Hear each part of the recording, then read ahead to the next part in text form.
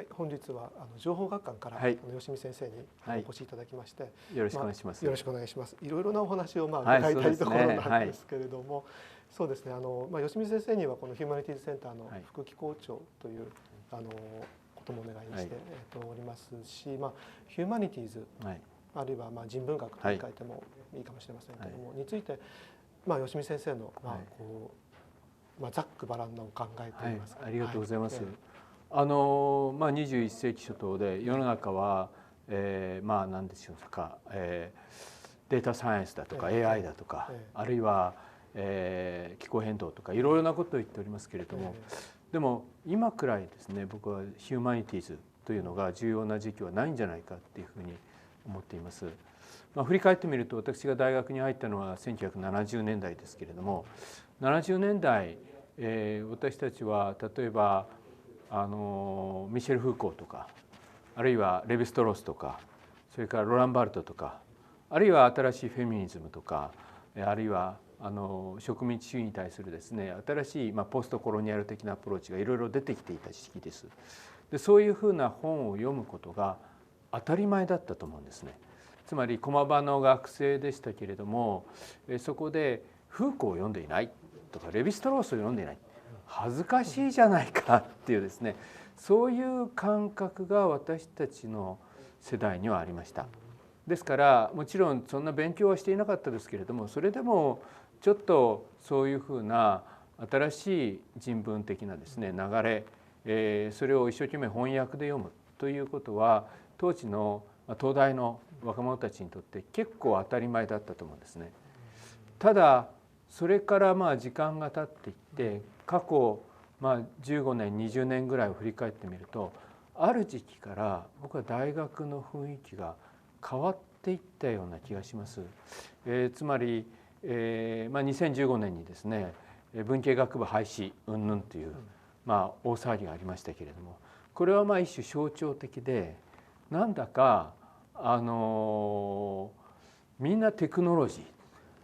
それからマネー、そういうものに対するですね吸引力、そういうものからですね吸引力がものすごく大きくなっていって、なんかテクノロジーで全て解決できる、あるいは人生の目的がマネーだみたいなですね、そういう風潮が大学の中にもどんどん2000年代以降入ってきたような気がするんですね。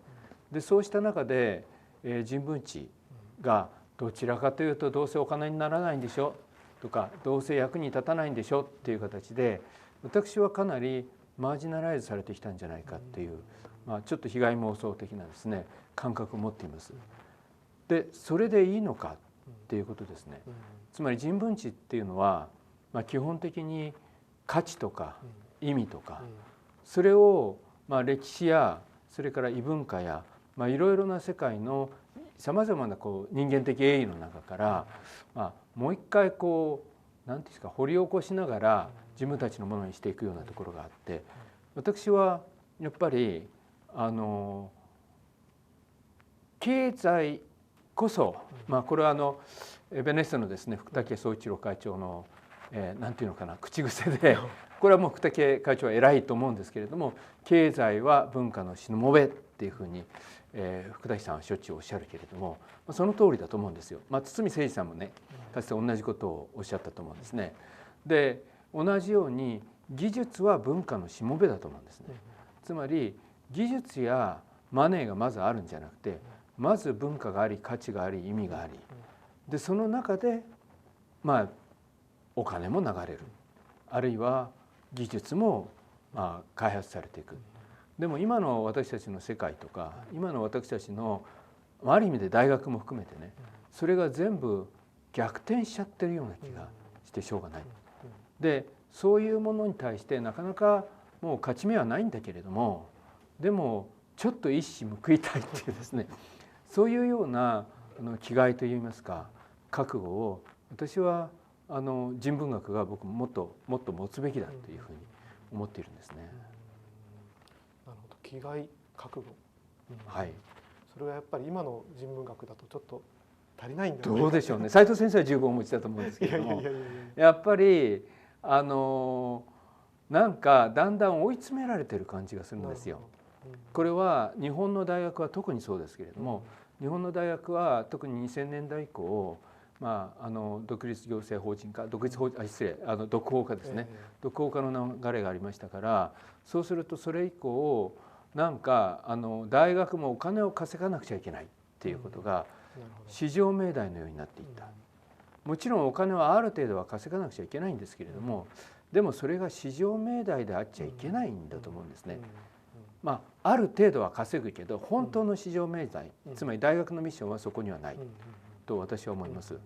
それから同じ頃からやっぱりその情報テクノロジーが加速度的に発達しますから、そうすると AI があれば全部解決するっていうかですね、なんかデータ、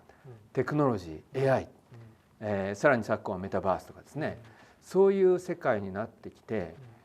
どっかで私たちはなんかすごく大きな間違いをしているんじゃないかっていう気が私はするし、どこかそれと戦う拠点で、それは非常に厳しい戦いではあるけれども、しかし戦う拠点が必要だし、その方法というか、その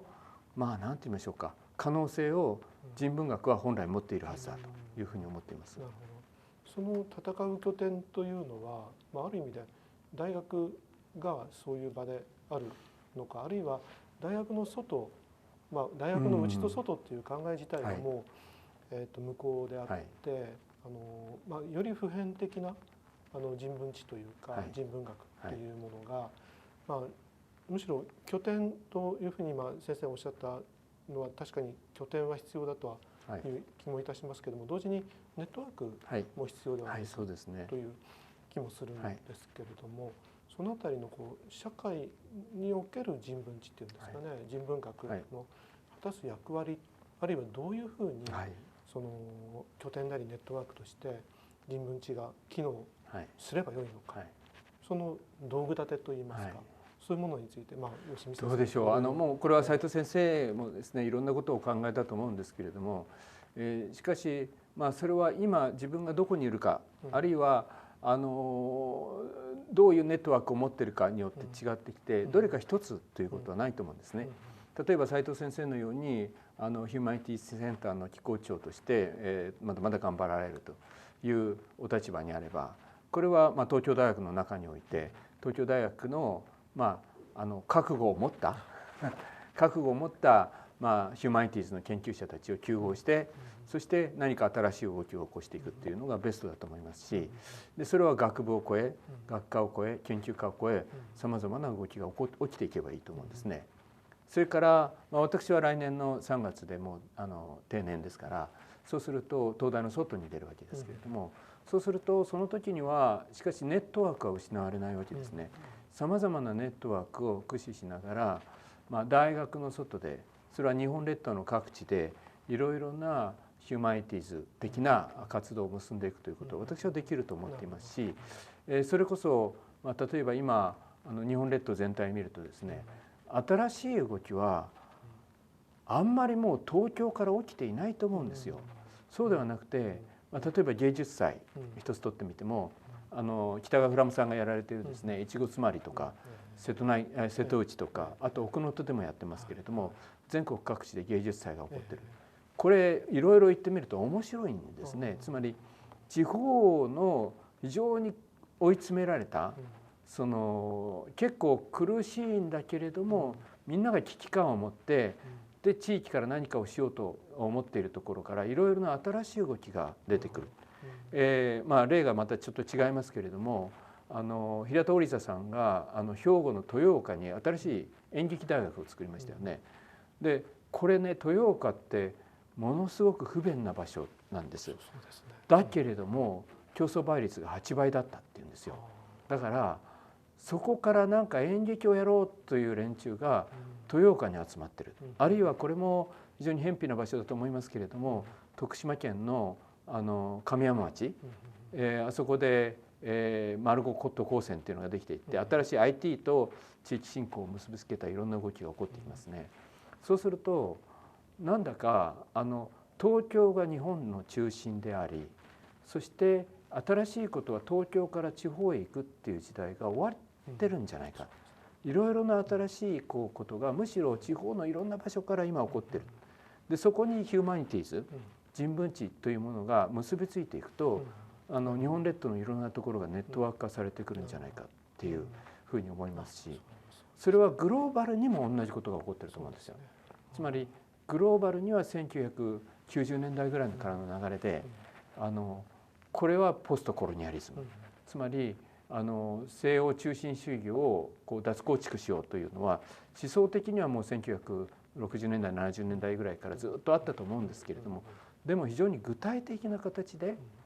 20世紀末1990年代以降ですね、世界のいろんなところで新しい人文知を生み出していく動きが起こっていって、それなりの成果を結んでいると思うんですね。ということは今の斉藤先生おっしゃったネットワークという話で言うならば、この一つの中心、それは、ニューヨークであったりパリであったり、あるいは日本だったら東京、アジアだったら東京であったりという一つの中心から広がっていくようなネットワークではなくて、同時多発的に多極的なネットワークが全世界でも形成されていて、でそのかつては中心でなかったけれどもいろいろ新しい動きが起こってくるいろいろなネットワークのハブというか点の方が、実は21世紀においては新しい動きが起こってくる中心になり得るような、そういう時代になってるんじゃないかという気がします。なるほど。でそこで、いわばなんて言うんでしょう、先ほど吉見先生がおっしゃった、いろいろな大きな問いがありますよね。でその大きな問いというものを失って、でただその技術革新だけ走るとかっていうような、あるいは経済活動に走るとかっていう、その問いを忘れているんじゃないか。でその問いを持つこと自体がかつては重要な、当たり前だった。それが前提だった。これ当たり前だろうみたいな、大学生東大生なんだから変な言い方ですけど、斉藤先生もそうだと思うんですけども、ある時期までね、だってじゃあ文系のことを勉強するんだったら当たり前だろう、理系だってみんなそういう問いを結構持ってた時代はあったと思うんですね。でそうした問いをいわばそういうところでもう一回復活させて、共有していくというか、その問う人々っていうものが、実際にもう各地でもう出てきているんだと。でそういうところにむしろ人文学をやっているというか、やっている人間というのが敏感になっていく、そうです。そういうところで一緒に問いを共有していくというような、そういうそれも実践ですよね。問いとその問いを大きくしていく実践というものがこれから重要になっていくんじゃないかというような、そういうことですね。つまりやや大げさな言い方をすればですね、やはり私たちが生きている21世紀初頭というのは、近代の大きな転換点、もっと言えば近代の終わりに近づいている、そういう時期を私たちは生きているんだと思います。ですから18世紀末か何かから始まったこれはフランス革命であれ産業革命であれ、大きな近代が150年とか200年続いてきたわけですけれども、しかしその終わりが見えつつある。でその終わりが見えつつある中で、近代という時代は基本的にはなんていうか右肩上がりというか上昇していく時代だったと思うんですね。でもヨーロッパであれ、あるいは日本であれですね、その上昇の極点というか飽和点までもう来ちゃったっていうことは明白であって、飽和点をすでに通り過ぎてやや下降線に向かっている。だったらその下降線を上手に降りていく。で上手に降りていくということはむしろもう坂の上の雲ではありませんから、だから中心を目指して上昇するんではなくて、上手に何て言いましょうか、いろいろな心地のいい麓というか、この裾野の部分にですね、いろんな新しい泉があったり、いろんな滝があったり川があったり、でそういうところに向かって私たちは何て言うのかな、歩いていく知恵を持つ。でその知恵はきっとその人文学と非常に関係があって、その川とか小川とか竹とか滝とかね、泉とかそういうものを意味あるものにしていくっていう、そういう知恵として、これはもう古代からずっといろんな形で営々と営まれてきた人文学が必ずや文字通り役に立つはずだというふうに僕は思っています。その新しい時代というのはそうですね、それはまだ見えないっていうか、多分その時代は300年とか400年の単位で変わっていくでしょうから、当然その次の時代が何なのか今わからないわけですけれども、でも実感としても、しかもおそらくかなりデータ的にもはっきり言えることは、その近代が終わりつつある、飽和点を過ぎつつあるっていうことを、これは多分間違いないことなんじゃないかっていう気がします。それはある意味では近代的な価値というものの終わり、ある意味ではというよりも近代的な価値の終わりというのがまさに近代の終わりということになるわけで、そうすると新しい価値、それを問うということが、そうです。新しい価値をよく言われるイノベーションとかね、それから新しい資本主義っていうのもそうかもしれませんけど、そういう安易な形で新しい価値、これが新しい価値ですよということではなく、新しい価値を問うっていう構えを我々自身が持つことから始めるべきなんじゃないかっていう気がするんですね。それはあれですね、その近代の初頭にそれまでの価値観というものからどうやって新しい価値を生み出していくのかっていうのに苦闘したその先人たちおっしゃる通りです。思えば、それを担う今の私たちがむしろそれを今度は次に私たちが新しい価値を生み出すための苦闘しなければいけない。おっしゃる通りですね。だから僕は中世末期から近代初頭にかけてのさまざまな知識人たちの苦闘とか、あるいは同じように古代末期から中世にかけてのさまざまな知識人たちの苦闘っていうのは今すごく参考になると思うんですね。やっぱりそこでなんかイケイケの時代が終わっちゃってね、それでなかなかうまくいかない時代の中で逆にいろいろな知が古代末期から中世初頭にかけても、あるいは中世末期から近代初頭にかけてもいろいろな人が相当いろんなことを考えたじゃないですか。でああいう営みっていうのは今この21世紀からも22、23、24とかですね、これからの数百年の人類の未来を考えていく上でとても参考になるっていうふうに思ってます。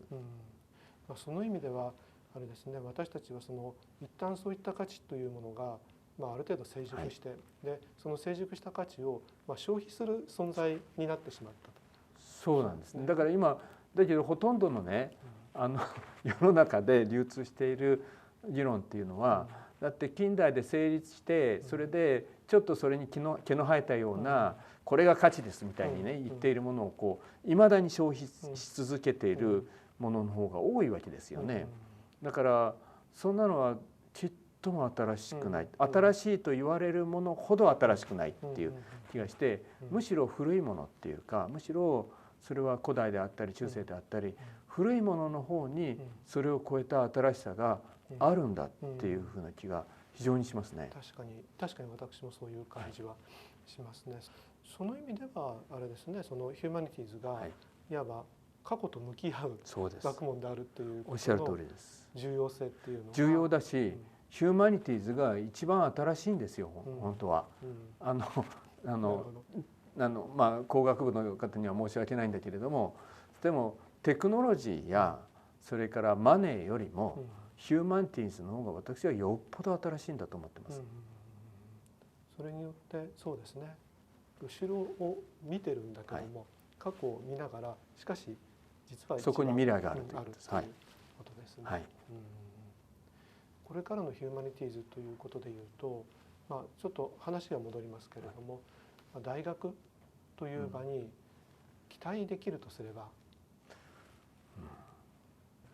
私は大学論も何冊か書いてるんですけれども、その中で繰り返し強調しているのは、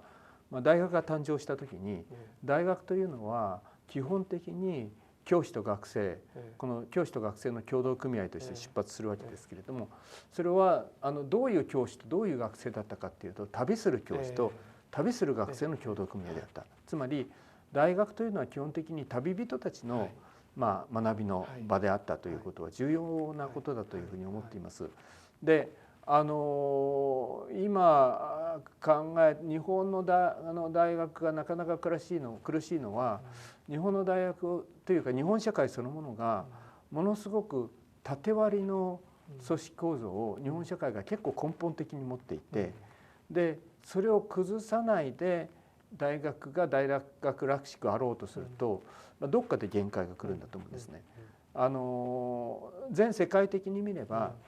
大学間のやっぱり学生たちの移動も、それから先生たちの移動も活発化していると思います。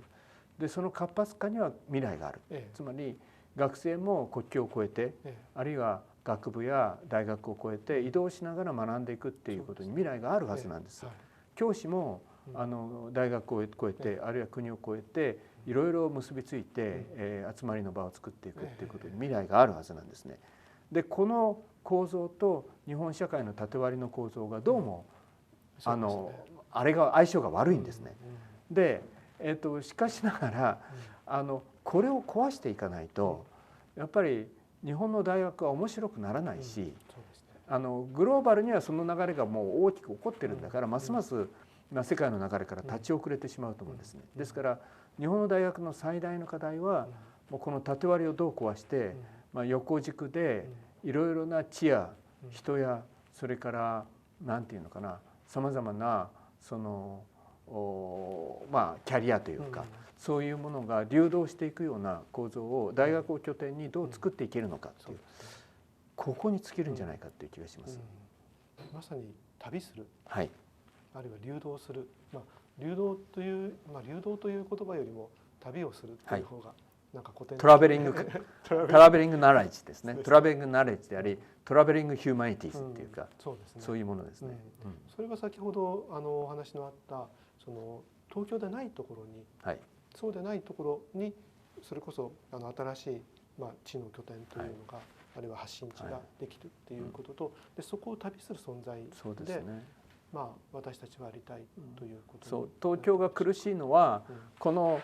日本のこの縦割り社会のピラミッドの中心に、頂点にいるからですね。東大の苦しさも同じなんですけども、頂点にいるから外に行くっていうとどうしてもちょっと何て言うのかな、下に降りるみたいな感じになって、でも裾野の方のさまざまなネットワークからすれば、そこを移動していくことの方が何て言うのかな、自然かもしれない。だから本当はこういうこのさまざまな山がいっぱいあって、でその山をこうトラッキングするみたいなルートがいっぱいできてくる方が、全体としてもこの頂は高くなるかもしれないっていう気はします。なるほど。いや今お話を伺って、吉見先生のイメージ、まさにその旅をして考える人というイメージを、もともとなんとなくなんですけども、そういうふうに思ってたんですけども、今お話を伺ってよりはっきりと明確なこうゾーンが、いつも確かにいつもスーツケースを話しながら出張いろいろ飛び回っていろんなところで、最近は行ってませんけど、そうですね、コロナになってしまってあれですけども、いやそういうことですよね。つまりどっかの吉見先生がどっかのところに行って骨をうずめるみたいな感じではなくて、むしろいろんなところを旅をしてつないでいくっていう、そういう形で、ヒューマニティーズ自体もそういうものだったんじゃないんでしょうか。だから中世の知識人たち、あるいは近代の知識人たちももっともっと、それぞれの社会が可能にする範囲内ですけども、もっともっと旅をしていたんじゃないでしょうか。それは空間的な旅もそうなんですけども、時間的な旅ももちろん含めてですけれども、書物を読む、でそして、自分で何かを書いて残していく、これは時間的な旅ですよね。だから時間的な旅と空間的な旅をこう縦横にしていた知識人たちを私たちはいっぱい知っているし、でその何て言いましょうか、連なりの中に自分たちの今やってることを位置づけていくということが、これは日本であれ海外であれ、これ人文学、ヒューマニティーズというものを志す者にとってはとても重要な出発点なんじゃないかと思います。よくわかりました。ありがとうございます。どうもありがとうございました。